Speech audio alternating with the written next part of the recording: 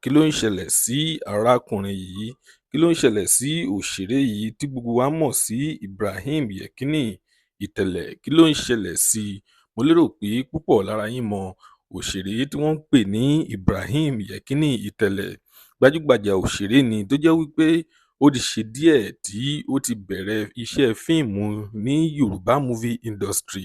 Kò sí ẹni náà tó jẹ́ wípé ó bá ń wo fíìmù Yorùbá dáadáa, ó máa mọ èèyàn tí wọ́n ń pè ní Ibrahim Yekini ITELE. Ó dẹ̀ mọ̀ pé gbogbo yín mọ̀ wípé ó ṣẹ̀ṣẹ̀ ra mọ́tò tuntun àti wípé ó dẹ̀ tún padà wá sí ilé rẹ̀ tí ó ṣẹ̀ṣẹ̀ kọ́ tuntun, àti mọ́tò àti ilé ọjọ́ kan ni ó ṣí méjèèjì. Ṣùgbọ́n ó sì nǹkan kan tó ń ṣẹlẹ̀ sí arákùnrin yìí. Ẹ máa bá wa ká lọ kẹ́ lè gbọ́ kókó inú ìwé ìròyìn náà, kẹ́ lè mọ nǹkan tí ó ń ṣẹlẹ̀ sí Ibrahim Yekini ITELE.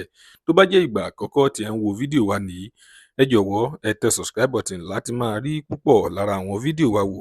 Ojú tí ẹ fi ń wò wá kò ní fọ́, etí tí ẹ fi ń gbọ́ wá kò ní di láṣẹ Èdùmàrè. Ọpẹ́ Ọmọ Ajíbóyè lórúkọ tèmi. Ẹ kú dédé ìwòyí níbikíbi tẹ́ bá ti ń wò wá, nílé lóko lẹ́yìn odi. Mo lérò pé gbogbo yín sì rántí wípé ní ìjẹta ni Ibrahim Yekini ITELE tí ó ra mọ́tò tuntun tí ó dẹ̀ tún ṣí ilé rẹ̀ náà ní ọjọ́ kan. Bí ó ṣe post rẹ̀ sórí ìtàkùn ayélujára rẹ̀ ni àwọn fáǹsì ni wọ́n bẹ̀rẹ̀ sí ní blast rẹ̀ wípé kó gbìyànjú láti lọ pe ìyàwó rẹ̀ àti àwọn ọmọ rẹ̀ padà, torí wípé gbogbo nǹkan tí ó kójọ yìí láìsí ọmọ àti ìyàwó òfo ni.